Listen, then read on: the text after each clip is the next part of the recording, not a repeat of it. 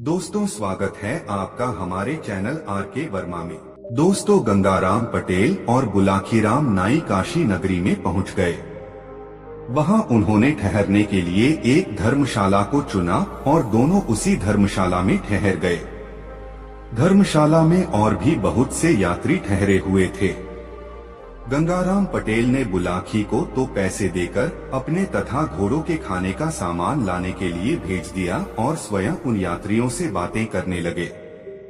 बुलाखी जब सामान लेकर लौटा तो उसने पटेल को बताया कि शहर में मैंने आज एक अनोखी घटना देखी है। तब पटेल ने उसे आश्वस्त किया कि खाने से निवृत्त होकर जब दोनों आराम से बैठ जाएंगे तो अपनी देखी हुई घटना मुझे सुनाना, मैं तुम्हारे प्रश्न का समाधान कर दूंगा।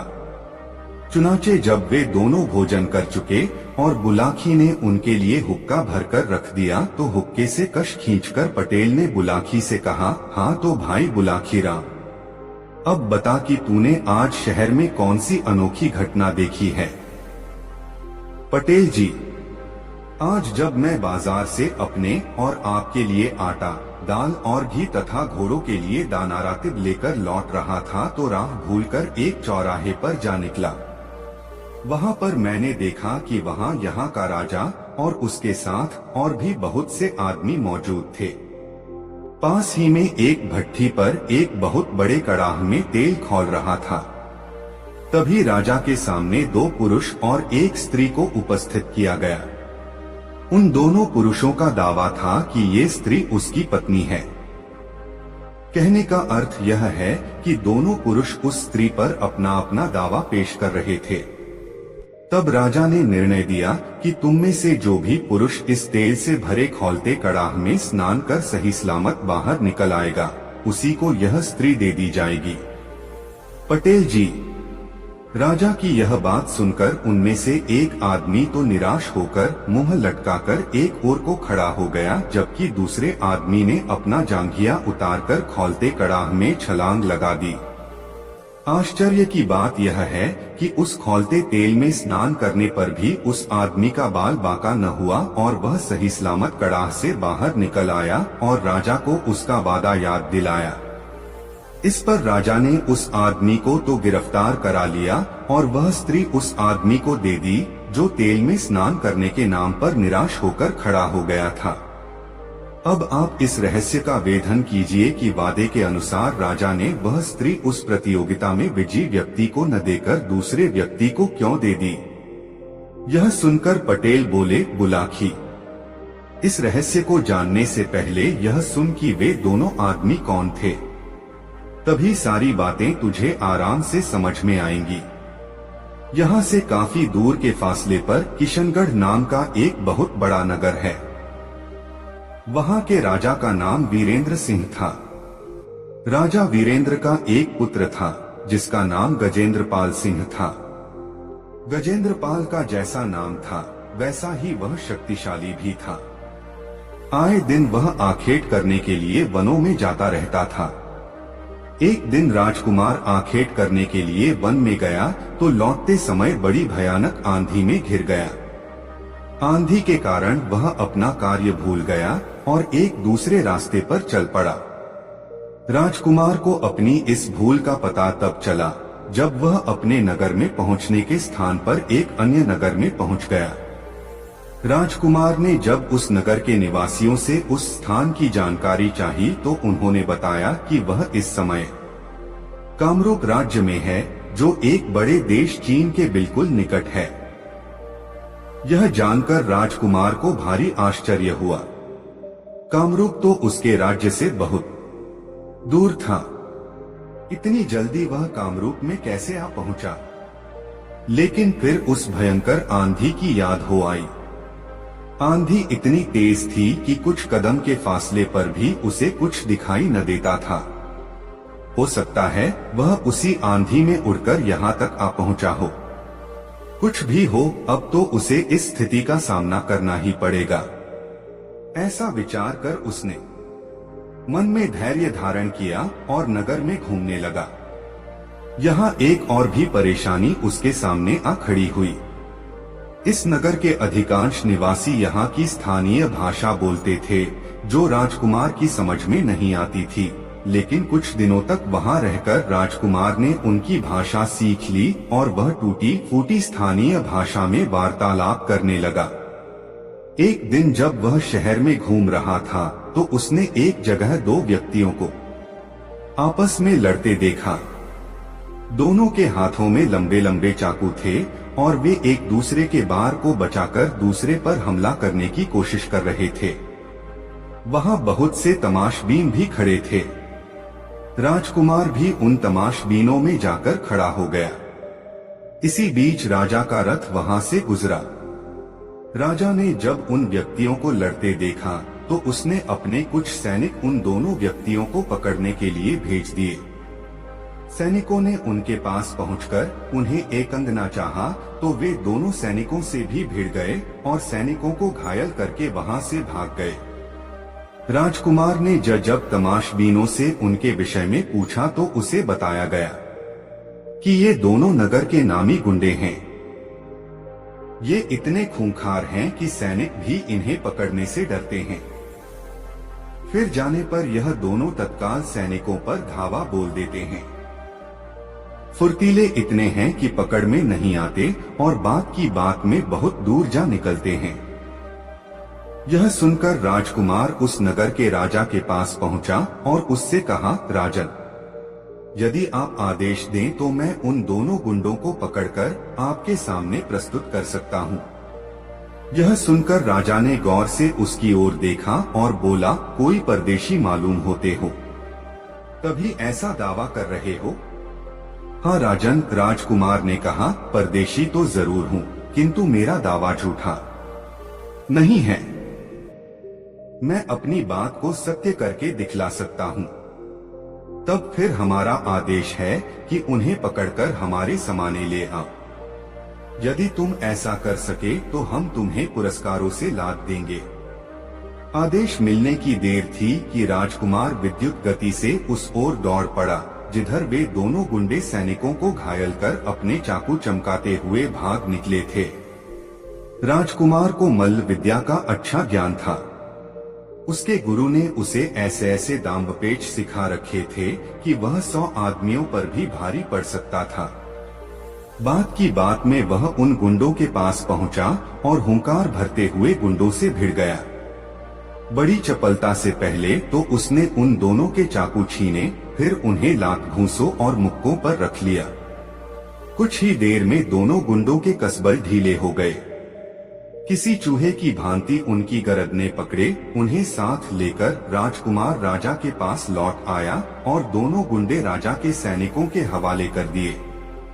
राजकुमार का ऐसा पराक्रम देखकर वहां का राजा बहुत खुश हुआ। वह राजकुमार को अपने महल में ले आया। वहां उसने राजकुमार की बहुत खातिर की और फिर उसका परिचय पूछा। राजकुमार ने जब उसे यह बताया कि वह भी एक राजा का बेटा है, तब तो राजा को और भी खुशी हुई। वह अपनी बेटी के विवाह के लिए बहुत चिंतित रहता था। उसकी इच्छा थी कि उसकी बेटी का विवाह किसी ऐसे नौजवान के साथ हो जो बुद्धि और पौरुष दोनों में ही बेमिसाल हो। उसे ये दोनों गुण इस युवक में नजर आए। एक दिन राजा शिकार करने के लिए निकला। अपने साथ वह राजकुमार गजेंद्रपाल सिंह को भी ले गया। जंगल में एक सिंहों का समूह उन्हें नजर आया। राजा ने सिंह का शिकार करने की इच्छा से अपना घोड़ा उन्हीं सिंहों के समूह की ओर दौड़ा दिया। राजकुमार भी कहाँ पीछे रहने वाला था। शिकार करना तो उसका प्रिय शौक था। आठ वह भी भाला और तलवार लेकर राजा के पीछे पीछे अपने घोड़े को दौड़ाता हुआ चल पड़ा। राजा को घोड़ा दौड़ाते हुए अपनी तरफ आते देखकर सिंहों का समूह चौकन्ना होकर खड़ा हो गया। उनमें से जो दुर्बल सिंह थे वह तो पीछे मुड़कर भाग लिए, लेकिन जो बलवान सिंह थे वे मुकाबला करने को तत्पर हो गए। राजा ने निशाना बांधकर अपना भाला एक सिंह पर चलाया। निशाना चूक गया। भाला सिंह के शरीर को छूता हुआ भूमि में जा गड़ा। क्रोधित होकर सिंह ने उछाल भरी और अपने पंजे की जोरदार थाप घोड़े की थूथन पर जमा दी। वार इतना करारा था कि घोड़ा लड़खड़ा गया। घोड़े के लड़खड़ाने से राजा का संतुलन बिगड़ गया और वह भूमि पर आ गिरा। तभी दूसरा सिंह राजा पर झपट पड़ा। राजा ने फुर्ती से उठकर म्यान में रखी अपनी तलवार निकालनी चाहिए, लेकिन तभी सिंह के पंजे की एक करारी चोट उसे लगी और वह उछलकर दूर जा गिरा। तत्काल ही उसे मूर्छा आ गई। तब तक राजकुमार भी सिंहों के पास पहुंचा। एक सिंह अभी राजा पर झपटने की तैयारी कर ही रहा था कि राजकुमार का फेंका हुआ भाला सनसनाता हुआ उसकी छाती में पैवस्त हो गया। सिंह ने एक भयंकर दहाड़ मारी और वह भूमि पर लोटपोट होने लगा। दूसरा सिंह भी झपटने ही वाला था कि राजकुमार ने उसकी थूथन पर तलवार का वार कर दिया। सिंहों की थूथन उनकी सबसे संवेदनशील जगह होती है। आंख थूथन पर वार होते ही सिंह एकदम घबराकर पीछे हट गया। एक बार उसने अपने साथी सिंह को भूमि में लोटपोट होते देखा और फिर भयभीत होकर घनी झाड़ियों की ओर दौड़ लगा दी। राजकुमार गजेंद्रपाल घोड़े से उतरा। घोड़े की पीठ पर मौजूद छागल से पानी निकाला और राजा के मुंह पर पानी के छींटे मारे। जल के छींटे लगने से राजा को होश आ गया और वह उठकर बैठ गया। उसने कृतज्ञता भरी दृष्टि राजकुमार पर डाली।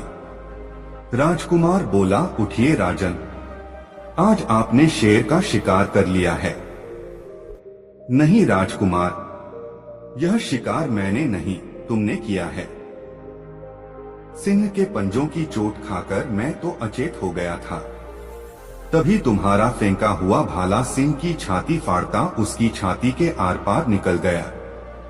आज तुमने मेरी जान बचाई है। महल पहुंचकर मैं तुम्हारे इस उपकार का पुरस्कार तुम्हें अवश्य दूंगा। बुलाखी, कथा तो बहुत लंबी है, मैं तुम्हें संक्षेप में ही सुनाता हूँ। महल में पहुंचकर राजा ने अपनी बेटी का विवाह राजकुमार गजेंद्रपाल सिंह के साथ कर दिया। राजकुमार अपनी पत्नी के साथ कामरूप के राजा के राजमहल में आनंद पूर्वक रहने लगा। जब उसे वहां रहते हुए कई महीने बीत गए तो एक दिन उसने पत्नी से कहा, प्रिय, यहाँ रहते हुए मुझे बहुत समय बीत गया है। अब मुझे अपने घर की याद सताने लगी है। मेरे परिवार वालों को मेरे बारे में कुछ भी पता नहीं है। वे बेहद चिंता कर रहे होंगे। हमें अपने घर लौट चलना चाहिए। इस पर राजकुमारी ने अपनी सहमति व्यक्त कर दी। कुछ नानुकर करने के बाद राजा ने भी उसका अनुरोध मान लिया और बहुत सा दान दहेज देकर अपने दामाद और बेटी को विदा कर दिया। सारे दिन की यात्रा के बाद उनका काफिला एक नगर में पहुंचा और एक सुंदर सा स्थान देखकर वहीं पड़ाव डाल दिया। अपनी कहानी सुनाकर पटेल चुप हो गए। तरोताजा होने के लिए उन्होंने हुक्के से 3-4 गहरे गहरे कश खींचे और ढेर सारा धुआं अपने मुंह से उगल दिया। फिर उन्होंने आगे की कथा आरंभ की। हाँ, तो बुलाखी राम। जब उन लोगों ने उस स्थान पर पड़ाव डाला तो एक दुर्घटना घट गई। उस स्थान पर एक प्रेत का निवास था। उसने कामरूप की राजकुमारी राजकुमार गजेंद्रपाल सिंह की पत्नी को देखा तो वह उस पर मोहित हो गया। तब उस प्रेत ने राजकुमार गजेंद्रपाल का वेश बनाया और राजकुमार और राजकुमारी के खेमे में पहुंच गया। उसने राजकुमार से कहा कि यह स्त्री तो मेरी पत्नी है, मैं इसे लेकर जाऊंगा। राजकुमार ने कहा कि यह तुम्हारी पत्नी कैसे हो सकती है? यह तो मेरी पत्नी है, मैं इसे विवाह कर लाया हूँ। इस पर दोनों में हाथापाई होने लगी। शोरगुल सुनकर सभी नौकर चाकर वहां पहुंच गए। उनकी समझ में नहीं आ रहा था कि किसका पक्ष लें। कौन है असली राजकुमार? दोनों की शक्लें और वेशभूषा एक समान थीं। दोनों में रंचमात्र भी अंतर न था।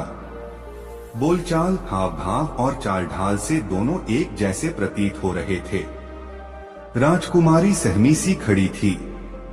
उसकी समझ में नहीं आ रहा था कि किसे अपना पति माने, किसे नहीं। बात वहां के राजा तक पहुंची, लेकिन वहां का राजा भी कोई निर्णय न दे सका। उसने कहा, यह एक गंभीर स्थिति है, मैं तुम्हारा कोई न्याय नहीं कर सकता। तुम दोनों काशी नरेश के पास चले जाओ, वह परम गुणी और बेहद बुद्धिमान व्यक्ति हैं, वही तुम्हारा न्याय करेंगे। राजा की बात मानकर वे दोनों इस नगर में आ गए।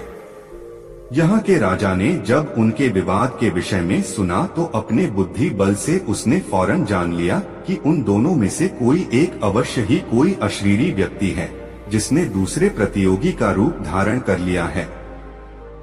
तब उसने एक भट्ठी तैयार करवाकर एक बड़े से कड़ाह में तेल उबलवाया और उन दोनों से कहा कि तुम में से जो भी प्रतियोगी इस खौलते कड़ाह में स्नान कर सही सलामत निकल आएगा, यह स्त्री उसी को दे दी जाएगी। राजा की यह बात सुनकर बेचारा गजेंद्रपाल सिंह तो निराश होकर एक ओर खड़ा हो गया, लेकिन अशरीर प्रेत फौरन ऐसा करने को तैयार हो गया। आगे की कहानी तुझे मालूम ही है। राजा ने उस राजकुमारी को उसके असली पति के हवाले कर दिया और राजकुमार का वेश धारण किए उस अशरीरी प्रेत को सैनिकों के हवाले कर दिया। यह है सारी कहानी जो तू शाम को देख कर आया है। तो क्या राजा उस प्रेत को जेल में बंद रख सकेगा? सारी कहानी सुनकर बुलाकी ने शंका व्यक्त की। यह तो भविष्य की बात है बुलाकी, वैसे यह नगरी भगवान शिव की नगरी है। यहाँ एक से बढ़कर एक अनेक तंत्र मंत्र के ज्ञाता हैं। उस पिशाच की तो बात ही क्या, यहाँ तो यमराज को भी तंत्रपाश में बांधने की शक्ति रखने वाले अनेक विद्याधर मौजूद हैं। यहाँ का राजा बहुत बुद्धिमान है, वह इस प्रेत को ऐसे ही नहीं जाने देगा। वह इसका जरूर तगड़ा इंतजाम कर देगा, जिससे कि वह प्रेत फिर किसी को परेशान न कर सके। और अब तेरी हर शंका का समाधान हो गया है, इसलिए अब आंख मूंद कर सो रहो। सुबह उठकर पहले गंगा जी में गोता लगाएंगे, फिर भोजनादि से निवृत्त होकर इस पवित्र नगरी के प्रसिद्ध स्थानों को देखेंगे, भगवान विश्वनाथ के दर्शन करेंगे और स्वयं को धन्य मानेंगे। तब अगला दिन कैसे बीतेगा, इसकी सुखद कल्पना करता हुआ बुलाकी राम सो गया। गंगाराम पटेल भी निद्रा देवी की गोद में समा गए। दोस्तों, यह मजेदार कहानी आपको कैसी लगी कमेंट में हमें जरूर बताएं और वीडियो को एक लाइक जरूर करें। दोस्तों, गंगाराम पटेल और बुलाकी राम सुबह उठकर आगे की यात्रा पर चल पड़े। शाम हो जाने पर जब वे विश्राम के लिए एक नए नगर में रुके तो वहां भी बुलाकी राम नाई ने एक अनोखा दृश्य देखा, जिसका रहस्य जानने के लिए वह बेचैन हो उठा। सोने से पूर्व उसने गंगाराम पटेल को उस दृश्य के विषय में बताया। उसने गंगाराम पटेल से कहा, पटेल जी, आज मैंने बाजार से गुजरते हुए जो अनोखा दृश्य देखा, मैं उसका रहस्य जानने के लिए बेचैन हो रहा हूँ। मुझे उस रहस्य के विषय में बताइए। हाँ भाई हाँ, बोले पटेल, पर पहले यह तो बताओ कि तुमने देखा क्या था। पटेल जी, मैंने रास्ते में देखा था कि जुलूस निकल रहा था। जुलूस के बीच सोने से बनी एक गाड़ी पर एक कुत्ता बैठा हुआ था, जिसने सोने के वस्त्राभूषण पहने हुए थे। उस गाड़ी को घोड़ों के स्थान पर राजसी वस्त्राभूषण पहने एक व्यक्ति खींच रहा था, बुलाकी ने बताया। बुलाकी की बात सुनकर गंगाराम पटेल ने कहा, बुलाकी, अब तू इस रहस्य के विषय में सुन। इस नगर के राजा का नाम अमीचंद है। यह राजा बहुत नेक इंसान है और जिस व्यक्ति को तू उस गाड़ी में जुटा हुआ देखकर आया है, वह इस राज्य का दीवान है। उसका नाम जीवन सिंह है। उसकी यह हालत कैसे हुई, यह भी सुन। अब से कुछ दिन पूर्व यहाँ का राजा अमीचंद आखेट करने के लिए वन में गया था। वहाँ उसने एक काले हिरण को देखा, जो अपने दल से बिछुड़कर अकेला ही घास चर रहा था। राजा को वह शिकार उपयुक्त लगा। उसने घोड़ा उसी की दिशा में दौड़ा दिया। हिरण ने उसे अपनी ओर आते देखा तो जान बचाने के लिए वह घने जंगल की ओर दौड़ लिया। राजा ने भी अपना घोड़ा उसके पीछे लगा दिया। अब आगे आगे शिकार और पीछे पीछे शिकारी। लुकाछिपी का खेल आरंभ हो गया। इसी बीच कुछ झाड़ियों के बीच हिरण ऐसा गायब हुआ कि फिर ढूंढे न मिला। राजा ने घोड़े की रास खींचकर उसे रोका और अपने सैनिकों की तलाश में पीछे की ओर निगाहें दौड़ाई, लेकिन उसे अपने साथ आए सैनिक भी दिखाई न दिए। उस हिरण ने राजा को बहुत छकाया था। उसे उसका पीछा करने में परिश्रम भी बहुत करना पड़ा था। राजा को बहुत जोर की प्यास लगी हुई थी। उसका घोड़ा भी बहुत थका हुआ था और अपनी जुबान बाहर निकालकर जोर जोर से अपनी टांग जमीन पर पटक रहा था। राजा ने पानी की तलाश में इधर उधर नजरें दौड़ाई, किंतु जब किसी भी दिशा में दूर दूर तक उसे कोई सरोवर या नदी नहीं दिखाई दी तो वह एक पेड़ के नीचे बैठकर विश्राम करने लगा। बुलाखीराम। जिस समय प्यास से व्याकुल होकर राजा उस वृक्ष के नीचे बैठा विश्राम कर रहा था, उसी समय दैवयोग से एक कुत्ता न जाने कहां से उसके पास आ पहुंचा और राजा की ओर याचना भरी निगाहों से देखने लगा। कुत्ता शायद भूखा था। राजा ने कुत्ते को पुचकारा तो भोजन की आशा में कुत्ता पूंछ हिलाता उसके पैरों के पास बैठा। राजा ने तब अपने घोड़े की पीठ पर लटके भोजन के पात्र से 2 रोटियां निकाली और कुत्ते के आगे रख दी। कुत्ते ने कुछ ही देर में दोनों रोटियां खा ली, फिर वह एक दिशा में चल पड़ा। उसे जाते देख राजा ने सोचा कि भोजन के बाद हर प्राणी को पानी की जरूर आवश्यकता पड़ती है, शायद यह कुत्ता भी पानी पीने जा रहा है। ऐसा विचार कर घोड़े की रास थामकर राजा उस कुत्ते के पीछे पीछे चल पड़ा। कुछ ही देर बाद कुत्ता एक सरोवर पर पहुंचा और उसके जल में मुंह डालकर पानी पीने लगा। राजा ने भी सरोवर का जल पीकर अपनी तृष्णा शांत की। घोड़ा भी भरपेट पानी पीकर तृप्त हो गया। दिन ढलने लगा था। राजा अपने घोड़े पर बैठा और अपने नगर को लौट पड़ा। राजा के प्रेम में पगा वह कुत्ता भी उसके पीछे पीछे चलकर नगर में चला आया। महल के दरवाजे पर पहुंचकर राजा घोड़े से उतरा तो उसने कुत्ते को भी वहीं खड़ा पाया। यह देखकर राजा ने उसे दुत्कारा नहीं, बल्कि प्यार से कुत्ते को पुचकारा, उसको पीठ पर हाथ फिराया और उसे अपने महल में ले आया। उस दिन से वह कुत्ता परोक्ष रूप से राजा का एक सचेत प्रहरी बन गया। राजा जब रात को सो जाता तो वह कुत्ता बाहर रहकर कक्ष की रखवाली करता। राजा भी कुत्ते की हर जरूरत का ध्यान रखने लगा। बुलाखी। राजा का दीवान प्रधानमंत्री बहुत महत्वाकांक्षी व्यक्ति था। राजा उस दीवान पर बहुत विश्वास करता था और उसने उसे काफी अधिकार दे रखे थे। राजा इस बात से वाकिफ नहीं था कि वह दीवान चोरी छुपे राजा के विरुद्ध षड्यंत्र रच रहा था। उसकी योजना थी कि किसी प्रकार राजा को समाप्त कर दिया जाए तो यह राज्य उसके अधिकार में आ जाएगा। राजा का कोई पुत्र तो है नहीं जो इस राज्य का उत्तराधिकारी बन जाएगा। यही सब सोचकर एक दिन उसने अपने 2 ऐसे व्यक्ति जो उसके बहुत ही विश्वास पात्र थे, रात के समय राजा का वध करने के लिए भेज दिए। जब अपने अपने मुंह पर कपड़ा बांधे वे दोनों व्यक्ति रात के समय राजा को मारने के लिए उसके कक्ष के पास पहुंचे तो कुत्ता उन पर झपट पड़ा और भौंक भौंक कर उसने राजा को जगा दिया। राजा जब तलवार निकालकर बाहर निकला तो वह दोनों नकाबपोश भाग गए। कुत्ते ने उनका पीछा किया किंतु वे भागने में सफल हो गए। उन हत्यारों के भाग जाने के बाद राजा ने अपने मन में विचार किया कि यदि आज यह कुत्ता न होता तो वह दोनों हत्यारे अवश्य ही उसे सोते समय मार डालते। वह कुत्ते की वफादारी पर बहुत खुश हुआ। फिर उसका ध्यान उन दोनों हत्यारों की ओर मुखातिब हुआ। वह सोचने लगा कि वे दोनों हत्यारे कौन थे और किसने उन्हें मेरी हत्या के लिए नियुक्त किया था। उसने इस विषय में बहुत सिर खपाया किंतु कोई निर्णय नहीं कर सका। अगले दिन प्रातः जब राजा अपने दरबार में गया तो वह कुत्ता भी उसके साथ हो लिया। जब दरबार लगा और राजा के सभी दरबारी अपने अपने स्थानों पर आकर बैठ गए तो कुत्ता एकाएक दो आदमियों की ओर देखकर गुर्राने लगा। दरअसल कुत्ते ने वहां मौजूद उन दोनों व्यक्तियों की गंध सूंघ ली थी जो गत रात चेहरों पर नकाब डालकर उसे मारने आए थे। राजा ने पुचकार कर कुत्ते को शांत किया। उसने सोचा कि कुत्ता आखिर है तो जानवर ही, अपने स्वभाववश वह वैसे ही भौंकने लगा है।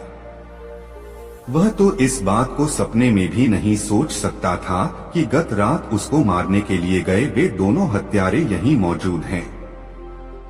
बात आई गई हो गई, लेकिन 2 दिन बाद महल में रात के समय कुत्ते ने फिर भौंकना शुरू कर दिया। उस समय राजा गहरी नींद में सोया हुआ था। कुत्ते का भौंकना सुनकर उसकी नींद टूट गई और वह दीवार पर टंगी अपनी तलवार लेकर फुर्ती से बाहर निकल आया। जैसे ही वह बाहर निकला तो नकाबपोश तलवार लेकर उस पर टूट पड़े। लेकिन जब राजा ने बड़ी बहादुरी से उनका सामना किया तो वे भाग निकले। राजा को मारने की दीवान की योजना उस दिन भी कुत्ते की सतर्कता के कारण धराशायी हो गई। उस दिन के बाद राजा ने अपने महल की सुरक्षा और भी चौकस कर दी। वह स्वयं भी रात को एक दूसरे कक्ष में सोने लगा और पहले वाले कक्ष में अपने पलंग पर तकिए लगाकर और उन तकियों पर चादर ओढ़ाकर ऐसा बना देता कि देखने वाले को ऐसा लगे कि कोई आदमी उस पलंग पर सो रहा है। 5 दिन तक कोई घटना न घटी, लेकिन छठे दिन ही वे दोनों मृत्युदूत न जाने कैसे राजा की सुरक्षा व्यवस्था भेद कर उसके महल में दाखिल हो गए। उन नकाबपोशों को आते देख कुत्ता सतर्क हो गया।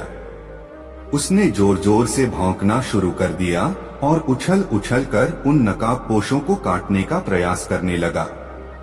कुत्ते का भौंकना सुनकर राजा एकदम सतर्क हो गया। वह समझ गया कि फिर कोई आक्रमणकारी महल में आ घुसा है। वह तलवार लेकर बाहर आया और दोनों आक्रमणकारियों पर टूट पड़ा। दोनों नकाबपोश भी भिड़ गए। नकाबपोश इस बार बहुत आश्वस्त थे कि वे 2 हैं और राजा एक, इसलिए कुछ ही देर में वे राजा पर काबू पा लेंगे, लेकिन उनका यह सोचना बेकार साबित हुआ। राजा के हाथ से एक नकाबपोश तो उसी समय मारा गया। दूसरा जब भागने लगा तो राजा ने उसके नकाब पर तलवार का प्रहार कर दिया। नकाबपोश चीखता हुआ नीचे गिरा तो राजा ने फुर्ती से आगे बढ़कर उसकी नकाब खींच ली। नकाब उतरने के बाद जो चेहरा नमूदार हुआ उसे देखकर राजा आश्चर्यचकित हो गया। वह व्यक्ति स्वयं राज्य का दीवान था। पलक झपकते ही सारा षड्यंत्र राजा की आंखों के सामने उजागर हो उठा। उसने यह भी जान लिया कि महल की सुरक्षा के लिए तैनात प्रहरियों को चकमा देकर दीवान यहाँ तक अपने साथी सहित आने में कैसे कामयाब हो गया था। दरअसल दीवान ने अपने पद का लाभ उठाते हुए पहरे पर नियुक्त प्रहरियों से यह कहा था कि उसे इसी समय राजा से किसी गहन समस्या पर विचार विमर्श करना है। राजकीय कार्य था। 8 प्रहरियों ने उसे रोका नहीं और वह राजा के कक्ष तक पहुंचने में सफल हो गया था। बहरहाल राजा ने दीवान को प्रहरियों के हवाले किया और अपने कक्ष में जाकर सो गया। कुत्ते की वफादारी पर उसे गर्व हो आया। सुबह जब वह दरबार में गया तो उसने कैदी को दरबार में लाने का हुक्म दिया। दीवान को जंजीरों में बंधे देख दरबारी भी आश्चर्य करने लगे, किंतु जब राजा ने उसका अपराध सुनाया तो वे दीवान के ऊपर थू-थू करने लगे। बुलाखी, जैसा कि मैंने पहले बताया, यहाँ का राजा बहुत ही नेक, धर्मपरायण और रहमदिल है। उसने दीवान को मृत्युदंड तो नहीं दिया, किंतु उसके लिए यह सजा अवश्य नियत कर दी कि वह एक कुत्ते से भी गया बीता है। आज वह इस कुत्ते को गाड़ी में बैठाकर घोड़ों के स्थान पर स्वयं उसकी गाड़ी में जुटकर सारे नगर का चक्कर लगाएगा। इतनी कहानी सुनाकर पटेल ने थोड़ा विराम लिया और फिर आगे कहा, बुलाखी राम, अब तो सारी कहानी तेरी समझ में आ गई होगी। नहीं समझा तो मैं तुझे समझाए देता हूँ। आज जिस अजीब घटना को देखकर तू आया है वह यही थी। जो व्यक्ति राजसी वस्त्र पहने कुत्ते की गाड़ी खींच रहा था वह इस राज्य का दीवान था, और जो कुत्ता स्वर्णाभूषण पहने उस गाड़ी में बैठा था वह वही कुत्ता था जिसने एक बार नहीं 3 बार राजा की जान बचाई थी। उम्मीद है कि अब तेरी शंका का समाधान हो गया होगा। हाँ पटेल जी, शंका का समाधान हो गया, बुलाकी बोला, पर मैं यह सोच सोच कर परेशान हो रहा हूँ कि कैसे कैसे नमकहराम आदमी हैं इस दुनिया में, जो सामने तो स्वामी भक्त होने का दिखावा करते हैं लेकिन चोरी छिपे मालिक को पीठ में छुरा घोंपने से बाज नहीं आते। इसी का नाम तो दुनिया है बुलाकी राम। इसी तरह संसार चक्र चलता है। दुनिया में अच्छे आदमी हैं तो बुरों की भी कमी नहीं है। आदिकाल से ही ऐसा होता चला आया है। पहले भी बुरे आदमी हुए हैं और अच्छे भी, किंतु जीत हमेशा सच्चाई की ही होती है। बुराई हमेशा हारती है। जीतता वही है जिसका आचरण अच्छा होता है। अच्छा, अब रात काफी हो चली है और आंखों में नींद भी भर रही है। आठ तू भी सो जा और मैं भी सोने का प्रयास करता हूँ। अभी बहुत रास्ता बाकी है सफर का। यह कहकर पटेल ने टांगे फैला दी। बुलाकी भी अपने शरीर पर चादर ओढ़कर करवट लेकर सो गया। दोस्तों, यह कहानी आपको कैसी लगी कमेंट में जरूर बताएं।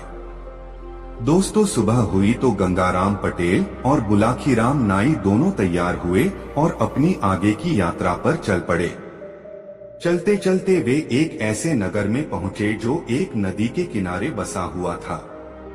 यह नगर कोई विशेष बड़ा तो नहीं था, किंतु यहाँ के लोग काफी संपन्न दिखाई दे रहे थे। दोनों एक धर्मशाला में पहुंचे और कुछ पैसे धर्मशाला के व्यवस्थापक को देकर अपना स्थान निश्चित करा लिया। पटेल ने बुलाकी को 2 रुपए देकर खाने का सामान लाने के लिए बाजार भेज दिया और स्वयं सारा सामान घोड़ों से उतारकर व्यवस्थित करने लगे। इसके बाद वे शौचादि नित्य कर्म से फारिग हुए। संध्या वंदन किया और बुलाकी के लौटने की प्रतीक्षा करने लगे। बड़ी देर बाद बुलाकी सामान लेकर वापस लौटा तो एक नई खबर फिर उसके पास थी। रात को जब दोनों भोजन करके तृप्त हो गए तो बुलाकी ने पटेल के लिए बिस्तर बिछा दिया और हुक्का भरकर उनके सामने रख दिया। पटेल ने हुक्के से तंबाकू के कुछ कश खींचे। धुआं बाहर उगला और बुलाकी से बोले, बुलाकी राम, क्या बात है, आज तू कुछ चुप चुप सा बैठा है? क्या इस नगर के बाजार में आज तुझे कोई विचित्र बात नजर नहीं आई? आई है पटेल जी, आई है, बुलाकी बोला, पर मैं सोच रहा था कि पहले आप हुक्के के कश लगाकर कुछ तरोताजा हो लें, तभी मैं अपनी बात कहूँ। पटेल हंसे, बोले, मैं तो हमेशा ही तरोताजा रहता हूँ बुलाकी। अब तू अपनी बात कह कि आज इस नगर के बाजार में तुझे कौन सी विचित्र बात दिखाई दी? पटेल जी, बुलाकी ने बताना शुरू किया, आज शाम जब मैं भोजन का सामान खरीद कर वापस लौट रहा था तो बाजार में एक मकान के सामने मैंने एक अजूबा दृश्य देखा। एक बहुत ही सुंदर स्त्री एक चौकी पर बैठी जल रही थी।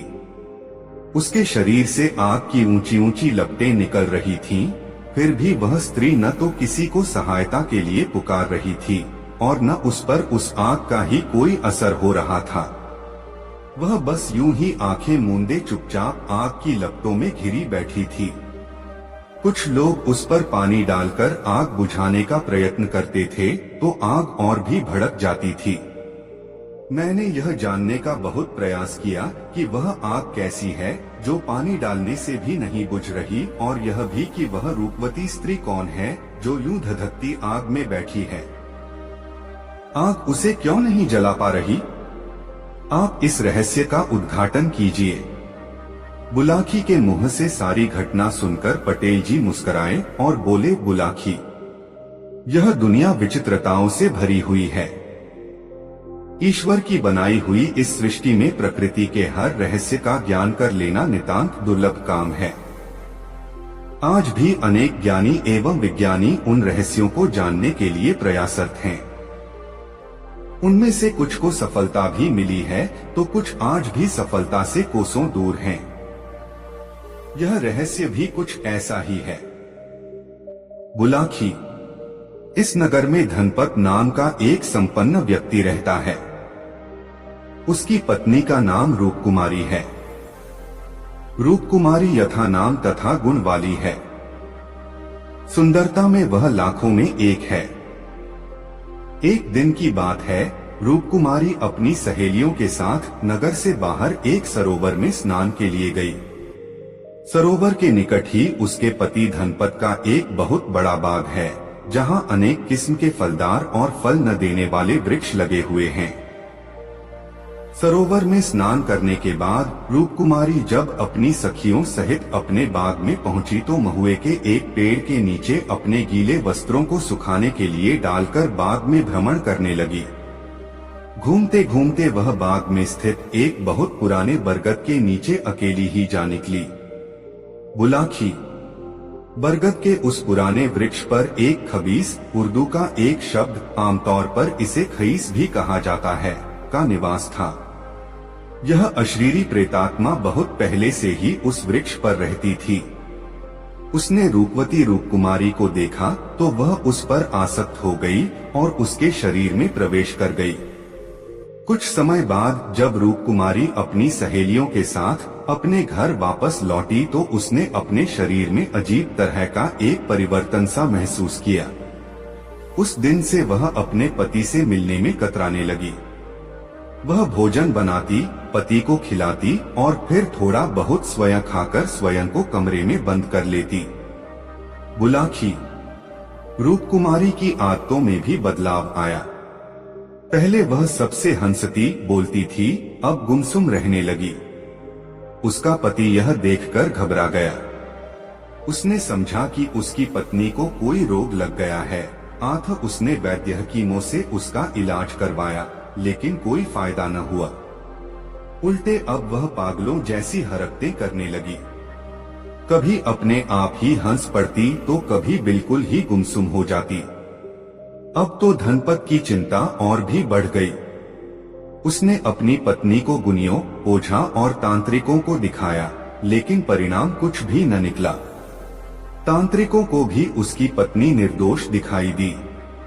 उन्हें उस पर किसी ऊपरी हवा के कोई लक्षण दिखाई न दिए। इस बीच एक और भी परिवर्तन रूपकुमारी में हुआ। वह दिन में सोने और रात में देर तक जागने लगी। उसका पति जब भी रात को उसके बिस्तर पर आता, वह उसे परे झटककर दूसरे कमरे में सोने चली जाती और अंदर से कुंडा बंद कर लेती। तंग आकर उसके पति ने अपना बिस्तर एक अलग कमरे में लगा लिया और अपनी पत्नी से बस नपीतुली बातें ही करने लगा। बुलाखी। एक रात उसने अपनी पत्नी के कमरे में किसी पुरुष की आवाज सुनी। सुनकर वह चौंक कर उठ बैठा। उसने सोचा, देखना तो चाहिए कि कौन है मेरी पत्नी के कमरे में। वह उठकर अपनी पत्नी के कमरे के दरवाजे पर पहुंचा। उसने एक झिरी से आंख सटाई और अंदर झांका तो उसे पीली सी मध्यम रोशनी में अपनी पत्नी अपने बिस्तर पर बैठी नजर आई। बिस्तर पर चौसर और पासे पड़े हुए थे। उसकी पत्नी बार बार पासे फेंकती और जब उसका दाव लग जाता तो खिलखिलाकर हंस पड़ती थी। इस बीच किसी पुरुष का भी कहकहा बीच बीच में सुनाई पड़ जाता था, किंतु कोई पुरुष उसे नजर नहीं आया। इस स्थिति को देखकर उसके पति को रूपकुमारी के चरित्र पर संदेह हो गया। उसने इस रहस्य को जानने का निर्णय कर लिया। अब वह सारे दिन सोता और रात को जाग जाग कर अपनी पत्नी पर निगाह रखने लगा। इतना तो वह समझ ही गया था कि कोई अशरीरी प्रेतात्मा उसकी पत्नी के शरीर में प्रवेश कर गई है, पर वह प्रेतात्मा है कौन और गुनियों, ओझाओं और तांत्रिकों के दिखाने पर भी उनकी पकड़ में क्यों नहीं आ रहा, इसका उत्तर वह समझ नहीं पा रहा था। इससे उसका मानसिक तनाव बढ़ने लगा। बुलाखी। जब रूपकुमारी का पति बहुत बेजार हो गया तो उसने एक खतरनाक निर्णय ले डाला। एक शाम वह दिन ढले ही अपनी पत्नी के कमरे में छिप कर बैठ गया।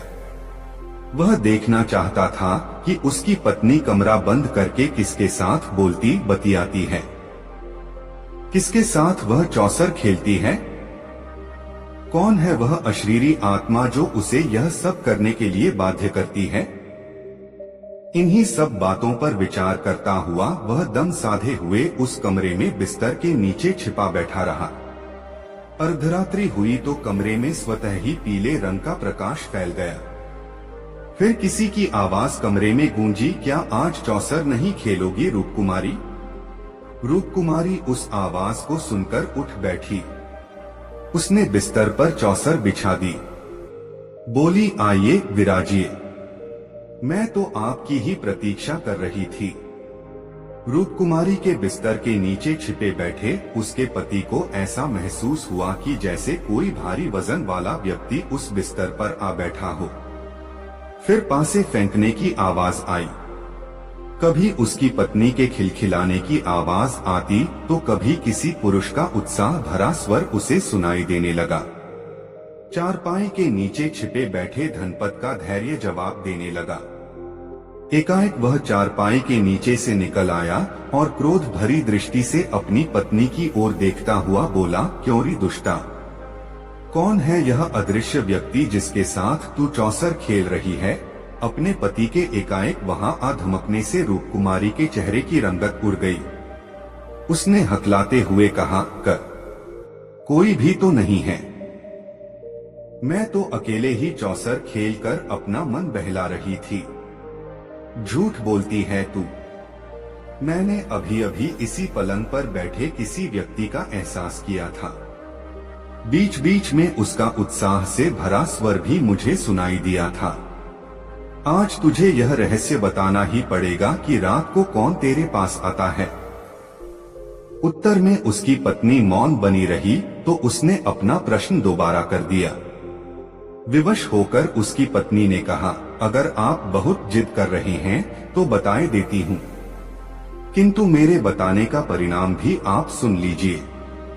उस रहस्य को बताकर मैं कल शाम तक ही जीवित रह पाऊंगी। कल के बाद आप फिर कभी मुझे नहीं देख सकेंगे। कौन ले जाएगा तुझे? मुझे नाम बता दे उसका, मैं उसकी टांगे चीर कर रख दूंगा। धनपत दहाड़ा। उसका उत्तर सुनकर रूपकुमारी हंसी। बोली, भला किसी अशरीरी व्यक्ति को भी कोई मार सका है? अशरीरी व्यक्ति यानी कि कोई प्रेतात्मा? हाँ, रूपकुमारी बोली, वह अशरीरी ही है, पर है मेरा हितचिंतक। उसने मुझ पर न तो कभी बुरी निगाह डाली है और न कोई मेरा बुरा सोचा है। वह तो मात्र कुछ देर के लिए मेरे सामीप्य के लिए बेचैन रहता है। इसीलिए रात्रि के समय में कभी कभार मेरे साथ चौसर खेलने के लिए मेरे कमरे में आ जाता है। मुझे मूर्ख मत बनाओ मेरी रानी, धनपत ने व्यंग्य से कहा। कहीं सुना है तुमने कि कोई प्रेत किसी स्त्री पर सम्मोहित होकर एक बार उसे पकड़ ले तो वह उसे आसानी से छोड़ दे। निःसंदेह उस प्रेत ने तुम्हारे शरीर पर अधिकार करके तुम्हें अपने वश में कर लिया है। उस प्रेत का संसर्ग पाकर तुम अब पतित हो गई हो। बस बस, रूपकुमारी चिल्लाई, ऐसा लांछन मुझ पर मत लगाइए। मैं सौगंध खाकर कहती हूँ कि मैं आज भी गंगा की तरह पवित्र हूँ। वह अशरीरी खबीस मुझ पर मोहित जरूर है, किंतु उसने कभी इस तरह का कुकर्म मेरे साथ नहीं किया है। वह तो मुझे अपना मित्र मानता है, उससे अधिक और कि उसने कभी कोई इच्छा नहीं की है। मुझे विश्वास नहीं होता। धनपत बोला, क्या तुम अपनी बात साबित करने के लिए अग्नि परीक्षा दे सकती हो? बेशक, उसकी पत्नी बोली, पर मैं आपको पहले ही कह देती हूँ कि मेरी अग्नि परीक्षा लेने के बाद आप फिर मुझे देख नहीं पाएंगे। वह बात की बात है। तुम कल शाम अपनी अग्नि परीक्षा देकर जब अपनी सत्यता सिद्ध कर दोगी तो मैं एक खबीस से तो क्या, ऐसे सैकड़ों खबीसों से टकनी जाऊंगा, पर पहले तुम्हारी सत्यता पर तो मुझे यकीन आए। धनपत ने कहा। बुलाखी, अगले दिन धनपत अपनी पत्नी को घर से बाहर ले आया। उसने अपनी पत्नी से कहा, अब अपनी परीक्षा दो जिससे कि मुझे तुम्हारी कहानी पर यकीन आ जाए। उसकी पत्नी ने कुछ नहीं कहा। वह एक चौकी उठा लाई और उस पर आकर बैठ गई। अपनी दोनों आंखें उसने बंद कर लीं और होठों में कुछ बुदबुदाने लगी। उसके ऐसा करते ही चौकी के चारों ओर अपने आप ही अग्नि की लपटें निकलने लगी। अग्नि ने उसे चारों ओर से घेर लिया। यह स्थिति देखकर उसका पति धनपत घबरा गया। वह घर के अंदर की ओर भागा और जल से भरा घड़ा लाकर उसे अपनी पत्नी के ऊपर उलट दिया। लेकिन अग्नि बुझी नहीं, उल्टे जल का स्पर्श पाकर और भी भड़क गई। यह देखकर बाहर आने जाने वाले राहगीर भी ठहर गए और वे भी जल लाकर उस अग्नि पर डालने लगे। अग्नि फिर भी नहीं बुझी। इस बीच रूपरानी आंखें नीचे अग्नि के दायरे में बैठी होठों में कोई मंत्र बुदबुदाती रही। धनपत और दूसरे लोग उस आग पर काबू पाने की भरपूर कोशिश करते रहे। अंततः वह आग स्वतः ही बुझ गई। धनपत दौड़कर अपनी पत्नी के पास पहुंचा, उसे हिलाया डुलाया, किंतु वह तो जैसे पत्थर की बन गई थी। तब से वह जैसे पत्थर की मूर्ति बनकर रह गई है। वह जीवित है। उसका दिल भी स्पंदन कर रहा है, किंतु उसका शरीर बिल्कुल भी हरकत नहीं कर रहा। यद्यपि अग्नि ने उसके शरीर को जरा भी नुकसान नहीं पहुंचाया, किंतु धनपत के लिए तो वह जैसे मर ही चुकी है। सोहे बुलाखी, आज शाम तू जिस दृश्य को देखकर आया था वह यही दृश्य था। उम्मीद है कि यह सब जानकर तेरी उत्सुकता शांत हो गई होगी, पटेल ने कहा। नहीं पटेल जी, सुनकर बुलाखी राम ने कहा, तसल्ली नहीं हुई मुझे। अभी तक यह बात तो साफ नहीं हुई कि रूपकुमारी जीवित होते हुए भी मृतक जैसी हालत में कैसे हो गई। उस खबीस के विषय में भी बात स्पष्ट नहीं हुई। यदि वह रूपकुमारी पर आसक्त था तो अन्य प्रेतग्रस्त व्यक्तियों की तरह उसने रूपकुमारी को सताया क्यों नहीं। धनपत के कहने पर रूपकुमारी ने जिस अग्नि में बैठकर अपनी परीक्षा दी थी वह कैसी आग थी जो पानी डालने पर और भी भड़क जाती थी। आदि यह सुनकर पटेल ने कहा, बुलाखी, यह सब आसेबी बातें हैं जिनका रहस्य अशरीरी प्रेतात्माओं के पास ही होता है। वह खबीस निश्चय ही पूर्वजन्म में कोई अच्छी आत्मा वाला व्यक्ति रहा होगा। वह रूपकुमारी पर मोहित तो अवश्य हुआ, किंतु शायद उसके प्रेम में वासना नहीं अपितु स्नेह का, वात्सल्य का भाव था। वह रहस्यमय आग भी शायद उसी के द्वारा पैदा की गई थी। अब तू ये भी पूछेगा कि रूपकुमारी का क्या होगा? वह मरेगी या जीवित रहेगी? जीवित भी रहेगी तो किस हालत में? इन बातों पर सिर खपाने की आवश्यकता ही क्या है? यह भविष्य की बातें हैं और मैं पहले ही कह चुका हूँ कि कुछ बातें ऐसी होती हैं जिनका रहस्य इंसान अभी जान ही नहीं पाया। यह पराविद्या, प्रेतविद्या भी ऐसी ही है। संसार के हर देश में लाखों आदमी ऐसे मिल जाएंगे जो भूत प्रेत के अस्तित्व पर विश्वास करते हैं। बहुत से तो यह दावा करते हुए भी मिल जाएंगे कि उन्होंने स्वयं अपनी आंखों से भूत प्रेत या खबीस को देखा है, किंतु वैज्ञानिक उनकी इस धारणा को सिरे से ही नकारते हैं। उनके विचार से भूत प्रेत जैसी कोई चीज नहीं होती। यह सब अंधविश्वासी लोगों के मन का वहम है। बहरहाल यह रहस्य तो खुलते खुलते ही खुलेगा। फिलहाल तो निद्रा देवी रहस्यमय रूप से आंखों में उतरती जा रही हैं। आठ अब मुझे भी सोने दे और तू स्वयं भी सो रह। इतना कहकर पटेल ने बिस्तर पर पांव फैला दिए और करवट बदल ली। बुलाखी भी पांव पसार कर सो गया। दोस्तों, वीडियो कैसा लगा कमेंट बॉक्स में जरूर बताएं और वीडियो को एक लाइक जरूर करें। दोस्तों, गंगाराम पटेल और बुलाखी राम दोनों रात को एक दूसरे नगर में ठहरे तो वहां बुलाखी फिर बाजार में एक अजूबा नजारा देख आया।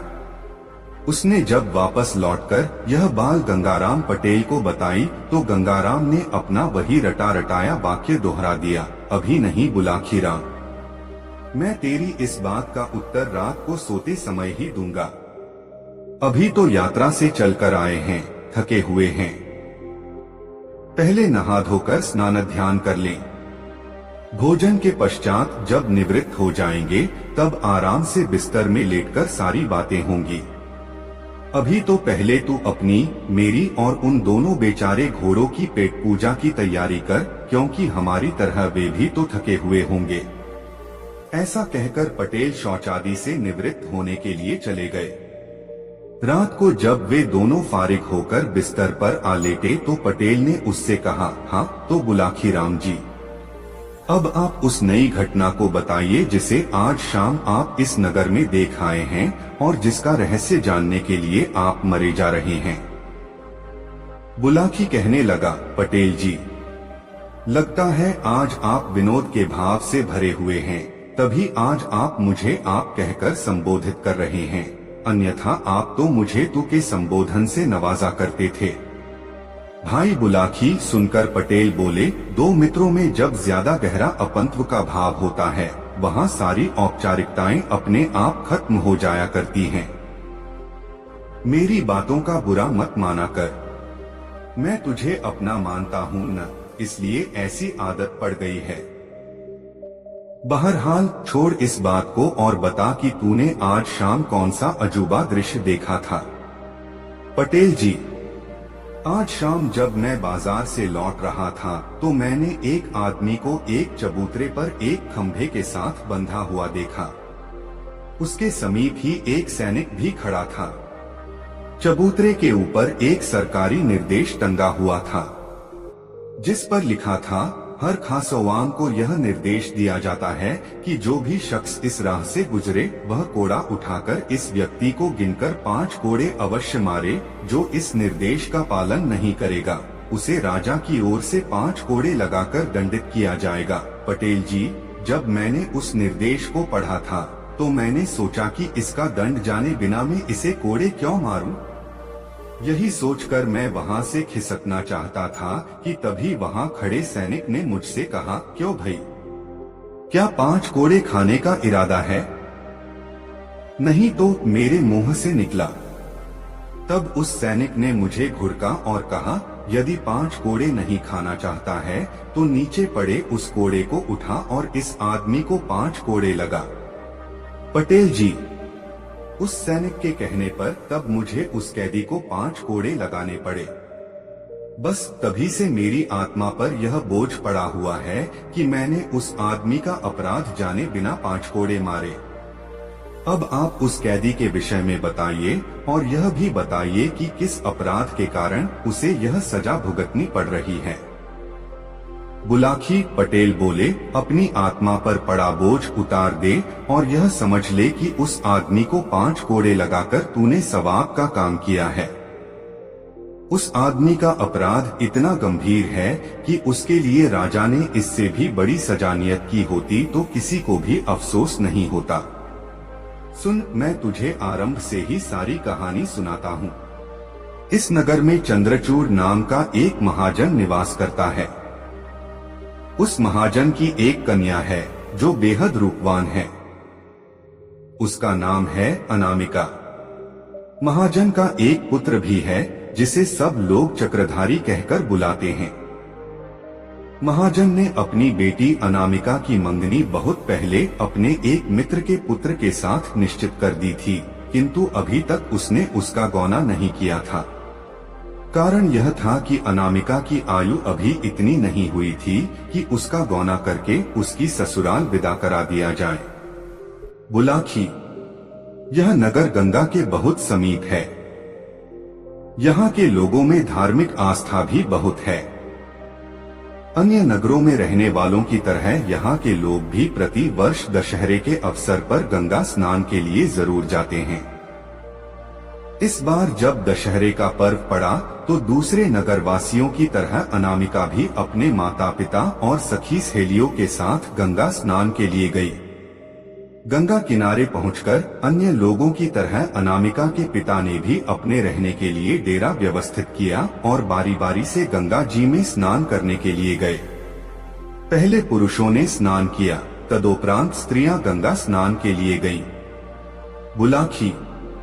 जब अनामिका अपनी सखियों के साथ गंगा स्नान के लिए घाट पर पहुंची तो वहां के कुछ गुंडों ने उसे देख लिया। उसकी मनोहारिणी छवि देखकर वह गुंडे विचार करने लगे कि किसी तरह इस सुंदर युवती को अपने काबू में करके इसका उपभोग करना चाहिए। बाद में जब इससे हमारा दिल भर जाएगा तो हम इसे किसी वेश्या के यहाँ बेचकर अच्छी रकम प्राप्त कर सकते हैं। उन गुंडों का मुखिया था छोटेलाल नाम का एक महाहरामी युवक। उसने इस काम को करने का बीड़ा उठाया। उसने अपने साथियों से कहा, दोस्तों, इसे फंसाकर काबू में करना तो मेरा चुटकियों का काम है। बस मुझे थोड़ा सा समय चाहिए। ठीक है, हम तुम्हें समय देते हैं। उसके दूसरे साथी बोले, देखते हैं तुम कौन सा चमत्कार दिखाते हो। उधर अनामिका और उसकी सखियों ने अपने वस्त्र उतारे और उन वस्त्रों को घाट पर बैठे पंडे के हवाले करके गंगा स्नान करने लगी। तभी छोटेलाल नामक वह गुंडा उस पंडे के पास पहुंचा और उससे कहा, पंडित जी महाराज, 5 रुपए कमाना चाहते हो? घर बैठे कमाई करना किसे बुरा लगता, बताइए कि काम क्या है यजमान, पंडा बोला, परंतु यह बड़ा आसान सा काम है। तुम्हारे पास ये जो जनाने कपड़े रखे हैं, इनमें से एक साड़ी निकालकर मुझे थोड़ी देर के लिए दे दो। छोटेलाल ने कहा, तुम साड़ी के साथ कोई छेड़छाड़ करना चाहते हो? पंडे ने आशंकित स्वर में पूछा। कोई छेड़छाड़ नहीं होगी, बस उस साड़ी के छोर में मुझे कुछ बांधना है, छोटेलाल बोला। यह कोई जोखिम भरा काम नहीं था, इसलिए 5 रुपए लेकर पंडे ने अनामिका की साड़ी उसकी ओर खिसका दी। छोटेलाल ने अपनी जेब से एक सोने की मुहर और 100 रुपए का एक नोट निकाला और अनामिका की साड़ी के पल्लू में बांध दिया और वहां से हटकर कुछ दूर खड़ा हो गया। कुछ देर बाद अनामिका और उसकी सखियां स्नान करके बाहर निकली और अपने अपने वस्त्र पहनकर चलने लगी। उसी समय छोटेलाल भी उनके पीछे पीछे चलने लगा। जब वह अपने डेरे के समीप पहुंची तो छोटेलाल ने पीछे से आकर अनामिका का बाजू थाम लिया। एक अजनबी व्यक्ति द्वारा अपनी बाह पकड़ने पर अनामिका उस पर क्रोधित हो गई। उसने तीखे स्वर में कहा, कौन हो तुम? मेरी बाह पकड़ने की तुम्हारी हिम्मत कैसे हुई? यह क्या कह रही हो अनामिका? क्या अपने मित्र छोटेलाल को भूल गई? छोटेलाल ने आश्चर्य व्यक्त करने का नाटक करते हुए कहा, मैं तुम्हें नहीं जानती, छोड़ो मेरा हाथ, कहकर अनामिका ने छोटेलाल का हाथ झटक दिया। तुम मुझे खूब जानती हो अनामिका, छोटेलाल ने कहा, वर्षों से हम दोनों एक दूसरे से एकांत में मिलते रहे हैं। अब शायद अपनी इन सहेलियों की उपस्थिति में तुम मुझे पहचानने से इनकार कर रही हो। बुलाखी। इस प्रकार वहां दोनों में तकरार होने लगी। मेले का मौका था, आंख भीड़ इकट्ठी हो गई। वो हल्ला सुनकर अनामिका का पिता, उसका भोग और अक नगर के दूसरे परिचित लोग भी वहां आ पहुंचे और एक लड़की को छेड़ने पर छोटेला को बुरा भला कहते हुए उसकी पिटाई करने लगे। जब छोटेलाल काफी पिट चुका थी, उसने रोने का अभिनय करते हुए कहा, आप लोग मुझे बेकार ही पौट रहे हैं। चैत्र कोई अभद्र बात नहीं की है। इस लड़की से मेरा काफी पुराना परिचय है। इसने तो मेरे साथ विवाह करने का वादा भी किया हुआ है। विवाह का वादा? अनामिका के पिता ने आश्चर्य से पूछा। हाँ जी, विवाह का वादा, छोटेलाल कुटिलता से बोला। विश्वास न हो तो पूछ लो इससे। आज यहाँ आने से पहले भी यह मुझसे मिली थी। इसने अपने खरबे के लिए मुझसे 100 रुपए और एक सोने की मोहर भी मांगी थी, जो मैंने अपनी माता के रुपयों में से चुराकर इसे लाकर दिए थे। झूठ बोलता है तू, अनामिका का पिता दहाड़ा। अरे भिखमंगे, मेरे पास धन की क्या कमी है जो मेरी बेटी तुझसे खर्च के लिए पैसे मांगती। यह तो आप अपनी बेटी से ही पूछिए, छोटेलाल ने रुआंसे स्वर में कहा। क्यों री कलंकिनी, अनामिका के पिता ने क्रोध से लाल पीले होते हुए अनामिका को झिंझोड़ा। क्या तूने इस आदमी से 100 रुपए और 1 सोने की मुहर ली थी? यह आदमी झूठा है पिताजी। मैं गंगा माता की कसम खाकर कहती हूँ कि आज से पहले मैंने इसकी शक्ल भी नहीं देखी। यह मुझ पर झूठा लांछन लगा रहा है, अनामिका ने सुबकते हुए कहा। सेठ जी, अगर मैं झूठा साबित हूँ तो आप यही मुझे 100 जूते मारना और जो भी सजा आप देना चाहें मैं खुशी से मंजूर कर लूंगा, पर पहले आप अपनी बेटी की तलाशी तो लीजिए।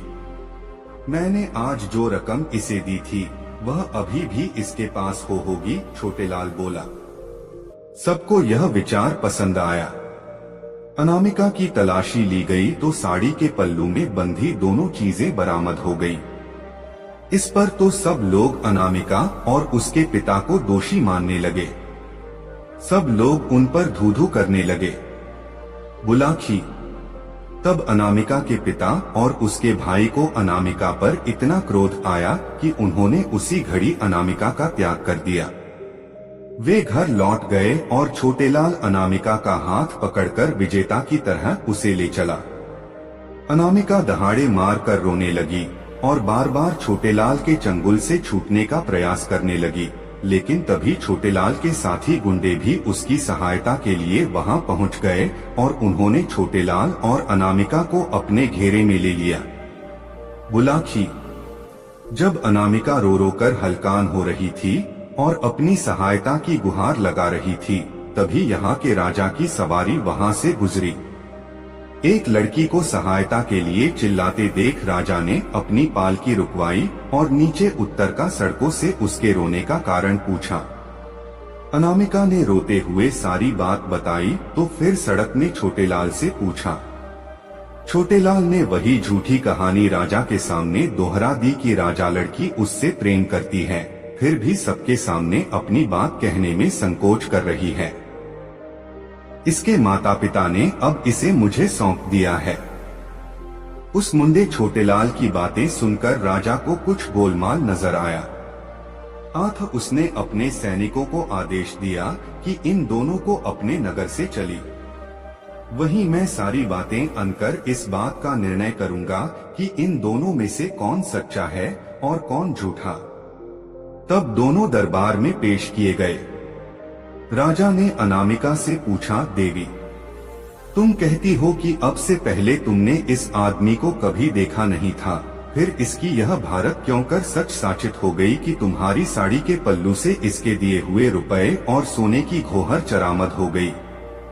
अन्नदाता, अनामिका बोली, मुझे इस बात का बिल्कुल भी ज्ञान नहीं है कि ये दोनों चीजें मेरी साड़ी के पल्लू में किसने बांधी। अपनी साड़ी तो मैंने कहीं उतारी भी नहीं, भी सिवाय उस समय के जब मैं स्नान करने के लिए गंगा जल में उतरी थी। अपने वस्त्र तुमने कहाँ रखे थे? राजा ने पूछा। हमने अपने वस्त्र घाट पर बैठे पंडे को सौंपे थे, अनामिका ने कहा। पलक झपकते ही सारी बातें राजा की समझ में आ गईं। वह समझ गया कि सड़कों के साथ छल किया गया है। तब उसने उस पंडे को दरबार में पेश होने का हुक्म दिया और पंडे के पहुंचने पर राजा ने उसे दंड का भय दिखाया तो भय से कांपते हुए छे ने सब कुछ बक दिया। उसने बता दिया कि यह काम छोटेलाल ने ही किया था। बुलाखो। सच्चाई जानकर राजा ने अनामिका के पिता को बुलाकर अनामिका तो उसे सौंप दी और उस पंडे और छोटेलाल के साथियों को पकड़कर उन्हें 100 कोड़े लगाने की सजा दी और क्योंकि मुख्य अपराधी छोटेलाल था, आठ उसे यह सजा दी कि इस दिन तक इसे खंभे से बांधकर इस पर कोड़े बरसाए जाएं।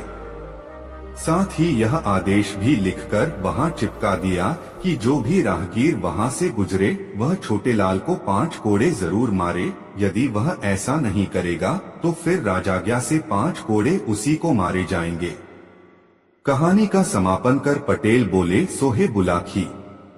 यह है सारी कहानी। आबा राजा की आज्ञा से छोटे लाल को सजा दी जा रही है। अपने कुकर्म का फल उसे भोगना पड़ रहा है। जो दृश्य आज तूने देखा है वह उसी समय का है। उम्मीद है यह सब जानकर तेरी उत्सुकता शांत हो गई होगी। आथा अब मुझे भी सोने दे और स्वयं भी सो रह, कहकर पटेल ने आंखें मूंद ली। बुलाकी भी सोने की तैयारी करने लगा। दोस्तों, गंगाराम पटेल और बुलाकी राम की यह मजेदार कहानी आपको कैसी लगी कमेंट करके जरूर बताएं। दोस्तों, काशी यात्रा में बुलाकी राम नाई ने एक नए नगर में जो कुछ देखा उसका विवरण इस प्रकार है। बुलाकी राम ने देखा कि एक बहुत ही दरिद्र दीनहीन व्यक्ति से, जिसके वस्त्र फटे हुए थे, दाढ़ी बढ़ी हुई थी, राजा के 4 सिपाही राजा के पास ले जाने का आग्रह कर रहे थे, किंतु वह व्यक्ति बार बार उनसे राजा के पास न ले जाने का आग्रह कर रहा था। कौन था वह दरिद्र व्यक्ति? राजा के सिपाही क्यों उसे राजा के पास ले जाना चाहते थे और वह क्यों राजा के पास नहीं जाना चाहता था? इन्हीं बातों के विषय में सोचता हुआ बुलाकी राम वापस लौट आया। रात के समय जब दोनों ने भोजन कर लिया और बुलाकी ने पटेल का बिस्तर लगाकर उसके एक किनारे हुक्का भर कर रख दिया, तो पटेल ने बिस्तर पर बैठकर बुलाकी से पूछा, हाँ तो भाई बुलाकी राम, अब बताओ आज कौन सी नई बात इस शहर में देख आए? इस पर बुलाकी राम ने शाम के समय जो कुछ देखा था सब कह सुनाया। सुनकर पटेल ने कहा, भाई बुलाकी राम, यहाँ से पश्चिम की दिशा में 100 कोस की दूरी पर एक नगर है, धर्मपुर। उस नगर में राजवीर सिंह नाम का एक क्षत्रिय रहता था। उसकी पत्नी का नाम रामवती था। दोनों पति पत्नी आनंद से जीवन व्यतीत करते थे। कुछ दिन पश्चात ईश्वर की कृपा से उनके यहाँ एक पुत्र पैदा हुआ, जिसका नाम उन्होंने सुमन रखा। सुमन जैसे जैसे बड़ा हो गया, माता पिता का अत्यधिक लाड़ प्यार मिलने के कारण वह जिद्दी हो गया था। माता पिता भी क्योंकि उसकी हर जिद पूरी कर देते थे, उसकी जिद करने की आदत बढ़ती ही गई। धीरे धीरे वह 20 वर्ष का नवयुवक हो गया। दैवयोग से उसी दौरान प्रकृति ने अपना प्रकोप दिखाया। एक भयंकर भूकंप उस शहर में आया, जिसके कारण न सिर्फ सुमन का मकान अपितु शहर की भी अधिकांश इमारतें तबाह हो गईं। सैकड़ों लोग मलबे के नीचे दबकर मर गए। हजारों लोग जख्मी हो गए। मरने वालों में सुमन के माता पिता भी थे। इस दारुण दुख के कारण सुमन के दिल पर भारी आघात लगा। उसने जैसे तैसे अपने माता पिता का अंतिम क्रिया कार्य संपन्न किया और फिर अपनी स्थिति पर विचार करने लगा। मकान तो रहने योग्य रहा ही नहीं था, धन भी उसके पास विशेष नहीं था। अब उसे यह चिंता हुई कि उसका गुजारा कैसे होगा। माँ बाप का लाडला होने के कारण कभी उसने ऐसा कोई काम सीखने का प्रयास ही नहीं किया था जो आगे चलकर उसकी जीविका उपार्जन करने में सहायक होता, और मेहनत मजदूरी का काम वह करना नहीं चाहता था। बुलाकी जब तक माता पिता द्वारा अर्जित धन उसके पास रहा, वह उससे अपना गुजारा चलाता रहा, किंतु जब वह धन समाप्त हो गया तो स्थिति भूखों मरने की आ पहुंची। तब उसने विचार किया कि यह नगर छोड़कर किसी दूसरे नगर में चलना चाहिए। इस नगर में तो सभी लोग उसे जानते हैं, इसलिए वह यहाँ भीख भी नहीं मांग सकता, लेकिन परदेश में ऐसी कोई दिक्कत नहीं है, वहाँ वह भीख मांगकर भी अपना गुजारा कर लेगा, तब भी उसे पहचानने वाला कोई नहीं है। ऐसा विचार कर वह अपना नगर छोड़कर परदेश के लिए चल पड़ा। सुमन लगातार 8 दिन एक ही दिशा में आगे बढ़ता रहा। उसे भूख लगती तो वह जंगली बेर या कंदमूल फल आदि तोड़कर खा लेता और किसी नदी या सरोवर का जल पीकर अपनी प्यास मिटा लेता। एक दिन वह एक ऐसे जंगल में पहुंचा जहां न कोई तालाब था और न कोई नदी। उसे प्यास लगी हुई थी। वह पानी की तलाश में इधर उधर भटकने लगा। काफी दूर चलने पर उसे एक आम्रकुंज नजर आया। उस आम्रकुंज में सिर्फ आम के ही वृक्ष नहीं थे, दूसरे भी अनेक प्रकार के वृक्ष थे जिन पर फल लगे हुए थे। कुंज के बीचों बीच एक मनोरम सरोवर था, जिसमें नाना प्रकार के जलचर किलोले कर रहे थे। कुंज में पहुंचकर सुमन ने सबसे पहले तो सरोवर से भरपेट पानी पिया, फिर वृक्षों से कुछ फल तोड़े और अपनी क्षुधा शांत की। तत्पश्चात वह एक वृक्ष का सहारा लेकर भूमि पर बैठ गया। वह परिश्रम के कारण बुरी तरह से थका हुआ था, अतः जल्दी ही उसे नींद आई और वह सो गया। बुलाखी, वह आम्रकुंज परियों के राजा का था। उसने अपनी बेटी शबन के लिए उस आम्रकुंज का निर्माण कराया था। परियों की शहजादी शबन कभी कभी वहां अपनी सखियों के साथ सैर करने के लिए आती रहती थी। जिस दिन का यह वाकया है, उस दिन भी वह संयोग से अपनी सहेलियों के साथ वहां आई हुई थी। सुमन को जब उसने अपने आम्रकुंज में बेसुध सोए हुए देखा तो वह उस पर मोहित हो गई। परियों की शहजादी ने जब अपनी पायल झनझनाई तो उनके घुंघरुओं की आवाज सुनकर सुमन की निद्रा टूट गई। आंखें खोलकर देखा तो सामने एक परिजात को पाया। दोनों की आंखें चार हुई तो दोनों ही एक दूसरे के अदृश्य प्रेम में बंध गए। फिर तो उनमें देर तक बातें होती रहीं। परियों की शहजादी ने सुमन को अपना परिचय दिया और सुमन ने उससे अपनी दास्तां बयान कर दी। सुमन की दास्तां सुनकर परी शबन का दिल पसीज उठा। उसे सुमन पर दया आ गई।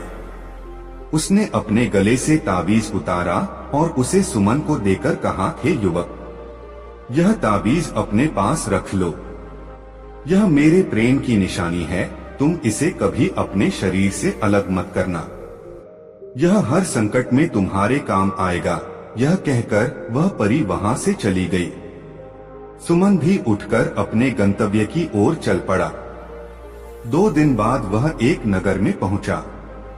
वहां पहुंचकर उसने कोई काम ढूंढने का प्रयास किया, किंतु किसी भी जगह पर उसे कोई काम न मिला।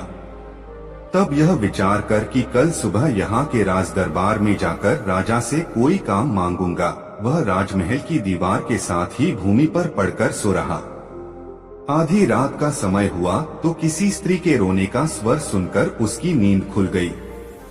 वह विचार करने लगा कि अवश्य ही वह स्त्री किसी मुसीबत में है, चलकर देखना चाहिए कि उसे क्या कष्ट है। बुलाखी, उस स्त्री के रोने का स्वर वहां के राजा ने भी सुना था। वह उस समय जाग रहा था, यह देखने के लिए कि उस दुखियारी स्त्री को क्या तकलीफ है जो वह आधी रात को इस प्रकार विलाप कर रही है। राजा महल से निकलकर उस दिशा में चल पड़ा जिधर से रोने का स्वर आ रहा था। उधर सुमन भी राजा से पहले उस स्त्री के रोने की दिशा में चल दिया था। अब आगे आगे सुमन और पीछे पीछे राजा, दोनों उस स्त्री की खोज में चल पड़े।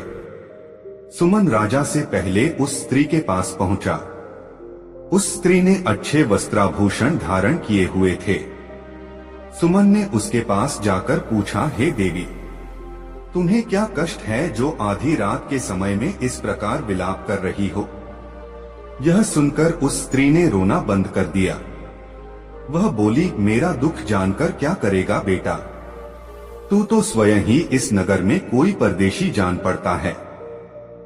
तेरी हालत भी किसी दीनहीन व्यक्ति जैसी दिखाई दे रही है। मेरा दुख तो वही व्यक्ति दूर कर सकता है जो हर तरह की सामर्थ्य रखता हो।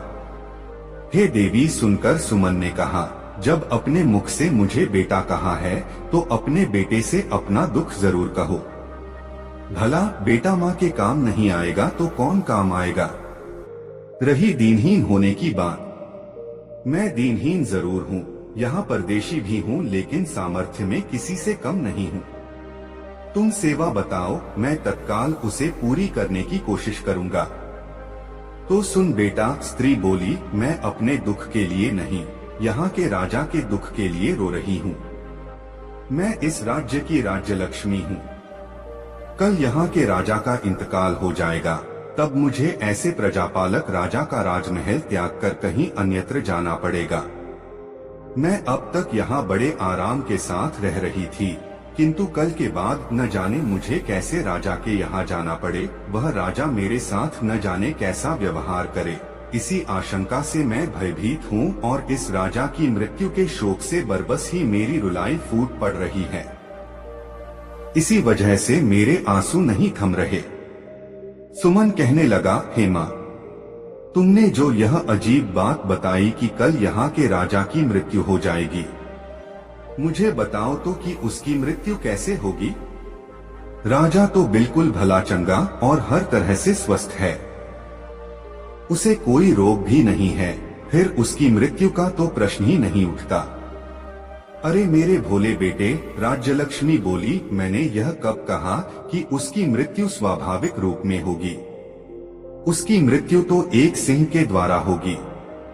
सुन, कल यह राजा आखेट के लिए वन में जाएगा, वहीं एक सिंह शिकार के दौरान इसे मार डालेगा। यह सुनकर सुमन ने कहा, हेमा, जब तुम्हें इतना ज्ञान है कि राजा की मृत्यु सिंह के शिकार के दौरान होगी, तो तुम यह भी अवश्य जानती होगी कि राजा की मृत्यु किस प्रकार टल सकती है। मुझे वह उपाय बताओ, मैं अपने प्राण देकर भी राजा के प्राणों की रक्षा करने की कोशिश करूंगा। देवी बोली, हे परदेशी, उपाय तो है, किंतु वह करना कठिन है। मैं तुझे वह उपाय बताए देती हूँ। उपाय यह है कि जब राजा आखेट करने वन में जाए तो तू भी उसके साथ वन में चले जाना और राजा के साथ परछाई की तरह लगे रहना। सिंह जब राजा को असावधान पाकर उस पर झपटने को हो, उससे पहले ही तू सिंह पर झपट पड़ना और अपनी तलवार से सिंह को मार डालना, लेकिन यह सब तेरी फुर्ती, शक्ति और चपलता पर निर्भर करता है। यदि तनिक भी चूक हुई तो सिंह राजा के साथ साथ तुझे भी फाड़ डालेगा। ऐसा नहीं होगा माँ, सुमन ने कहा, मैं बहुत सतर्क रहूंगा और हर हाल में राजा के जीवन की रक्षा करूंगा। तेरा कल्याण हो, कहकर वह स्त्री अंतर्धान हो गई। राजा ने अंधेरे में छिपकर उन दोनों का सारा वार्तालाप सुना।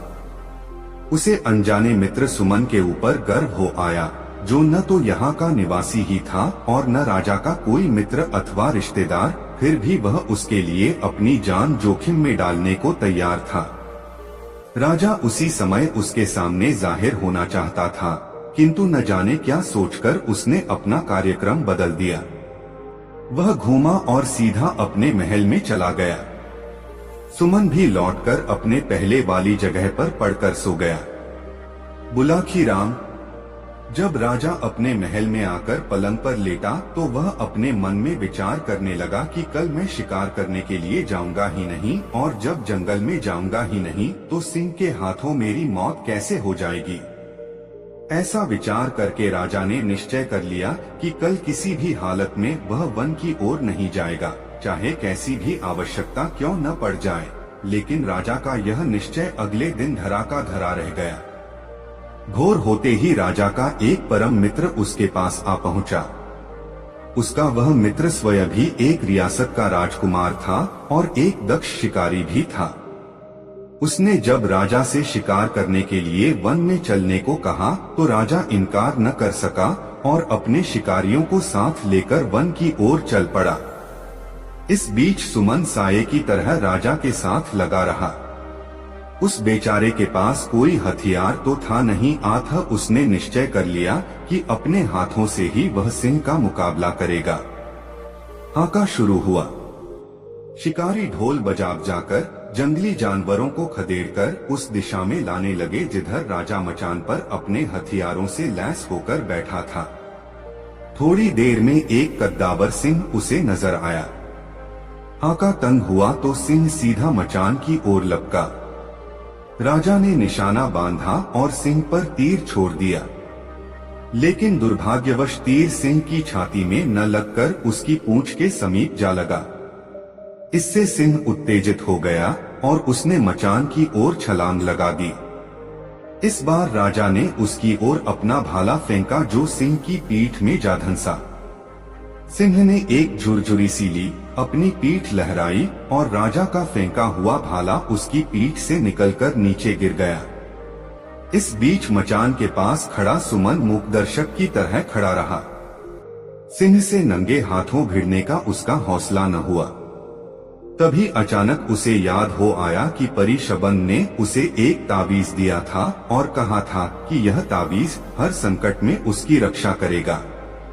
सुमन ने तब उस ताबीज को आजमाने का निश्चय कर लिया।